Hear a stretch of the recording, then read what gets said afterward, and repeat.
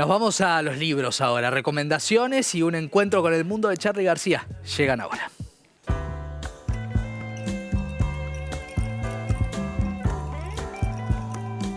Estamos en Naeski y quiero hablarte de 3 libros. En primer lugar, de la publicación de Impresiones de una directora de escuela, de Eve Ward, esta gran escritora argentina, y de una etapa de su escritura que, por más que sea una etapa temprana, es una etapa de brillantez como todas, ¿no? Uno encuentra siempre esa mirada tan singular, ese registro de escenas, de personajes, de situaciones, de regiones, hablo del territorio geográfico o de todos los territorios, únicos en la mirada de Eve Ward, y al mismo tiempo con ese modo de escribir, esa pluma tan particular que hace que esta edición de Adriana Hidalgo sea la posibilidad de redescubrir a una autora que siempre es un gran tesoro para la buena literatura. Impresiones de una directora de escuela, Eve Ward, una verdadera maestra.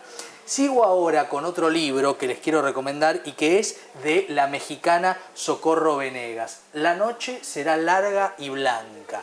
¿De qué va esta novela? Bueno, tiene que ver con la figura de la ausencia del padre, un tema tan particular que esta autora recorre a través de experiencias traumáticas, experiencias que va el personaje, la narradora, la protagonista, transitando a través de un sinnúmero de situaciones que tiene que enfrentar, que encontrarle la vía de escape, pero también la vía de resolución de esa ausencia que se transforma, como toda ausencia, en una fantasmagoría tan habitual y tan bien narrada, también obviamente con una geografía particular que es la latinoamericana y la pluma mexicana de esta autora Socorro Venegas tan celebrada.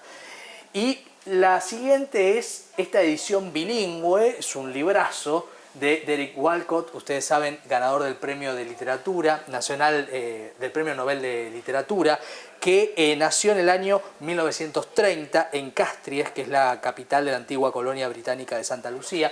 Murió en el 2017, les decía, Premio Nobel de Literatura.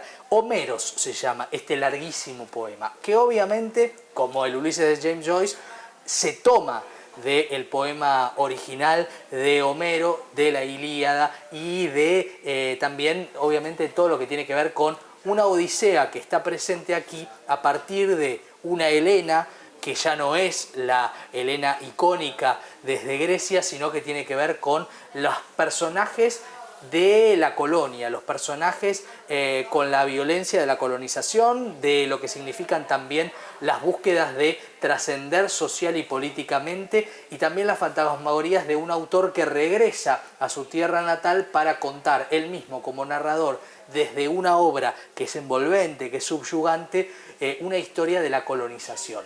Bueno, esta es su obra más icónica, la acaba de reeditar Anagrama, Homeros, de Derek Walcott, es la tercera que vamos a sugerir. Y ahora suena Charly García y suena La máquina de hacer pájaros, Charly, el rock progresivo y la dictadura, y está con nosotros su autor Nicolás Igarzábal. ¿Cómo estás, Nico? ¿Cómo va? ¿Todo bien? Bien, ¿vos? Bien. Bueno, ¿qué fue para Charly García esta banda? Una especie de transición o ahí entre Sui Generis y su adolescencia, Sí. y entre Serú Girán, que viene después en el 78. La máquina es algo que está entre medio ahí, yendo hacia otro lugar. Es el pico máximo para mí creativo de él musicalmente. Es la época de los temas más largos. Sí. Hay temas de 10, 15 minutos, grandes zapadas, muchas partes instrumentales. ¿Qué es La máquina de hacer pájaros? Es el nuevo grupo que formé. Es un grupo de 6 personas, donde 4 tocan y 2 cantan. La máquina es ese Charly de rock progresivo o sinfónico, como se decía en esa época, influenciado por Genesis, por Yes, por la música clásica, por tango, por jazz. Donde se ve el erudito que es Charly, el Charly, ¿no? más intelectual y erudito es el de La máquina de hacer pájaros. Duró solamente 2 años. Creo que una banda así no se hubiera sostenido tampoco en el tiempo, Claro. tan intensa, con tanta música dentro. Son 2 discos nada más, y el libro retrata un poco toda esa aventura de Charly en dictadura, 76, 77, la dictadura más cruda de toda la dictadura, la parte más cruda. Contame un poco cómo dialogan el contexto Charly y la banda, esa intertextualidad. Él, después de Sui Generis, quería salir un poco del liderazgo. Él venía de llenar una parque, explotar y demás. Él quería bajar un poco, volver al under, empezar de vuelta. Recluta músicos, recluta a Oscar Moro, baterista, a Cutaya, que era el tecladista de Pescado Rabioso, de Spinetta. José Luis Fernández, una promesa de 16, 17 años, un chico que iba al colegio todavía y tocaba el bajo. y a Basterrica en la guitarra, que después lo conoceremos por Los Abuelos de la Nada, sobre todo, Basterrica, el vasco. Él recluta y arma un supergrupo, muy instrumentistas todos, y saca un primer disco en el 76, empieza a tocar en un lugar chiquitito llamado La Abuela Loca, empieza a remarla de vuelta, es esa dinámica que decís de vuelta a empezar. Sí. Charlie después hace un teatro astral, un coliseo y vuelve a Luna Park. En 2 años vuelve a estar arriba y también después baja de vuelta con Serú Girán, de vuelta a empezar. Todo el tiempo sube y baja Charlie en su búsqueda de cambio de piel, de estilos y de su inquietud de nunca parar. Charlie cambia todo el tiempo de piel y eso es lo más interesante siempre. Claro, ahora, pero es la etapa más violenta de la Argentina, Sí. ¿no? Y ustedes, y el trabajo que vos haces en el libro es de retomar un poco hasta qué punto la violencia estaba presente. No se podía separar. El golpe militar es el 24 de marzo del 76 y La Máquina debuta en mayo, a los 2 meses, está pegadísimo. Yo al principio quería hacer una historia de una banda musical, pero no se podía separar del contexto político-social de esa época. Todo el tiempo eran amenazas, aprietes, gente que se quedaba después con la plata de la recaudación, policías para policías, espías alrededor de La Máquina, de Charlie, llamados telefónicos de che, tienen que tocar mañana en tal lado para un grupo militar. Grandes aprietes, iban y tocaban. No había mucha posibilidad, me parece, de negarte a tocar para Bussi, por ejemplo, en Tucumán. El libro arranca con esa secuencia que la tengo muy chequeada, así de que te llaman, mañana te traen a Aeroparque para tocar en San Miguel de Tucumán a la tarde o a la noche y la banda termina yendo. Hay mucha censura, hay mucho cuidado con las palabras, cosas de autocensura incluso, autoconservación, como dicen. Charlie en esa época empieza a componer, ya compone tema de Alicia, que después con Serú Girán es canción de Alicia en el País. Claro. Lo sacan a la película que se filma en esa época. Charlie después saca No te dejes desanimar, que uno dice no te dejes desanimar, no te dejes matar, cosas que suena como medio naif o como autoayuda, pero en la época 77 que alguien diga que tu músico, un héroe, te diga no te dejes desanimar, vos seguí, adelante. Es un tipo que te baja una data que si vos querés la agarrabas, me parece en esa época. O sea que se amparaba en la metáfora.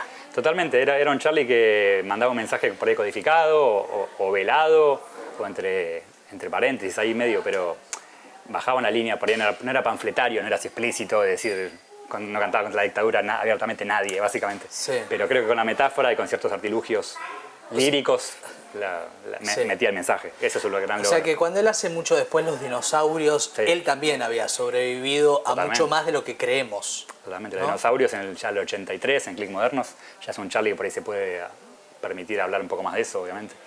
Ya incluir la palabra pueden desaparecer, ¿no? Sí, es bastante fuerte, por más que metáfora de dinosaurios, y antes era metáfora de Alicia en el País, que el rey que juega, cortar las cabezas, la sangre que corre. Enciende los candires que los brujos piensan en volver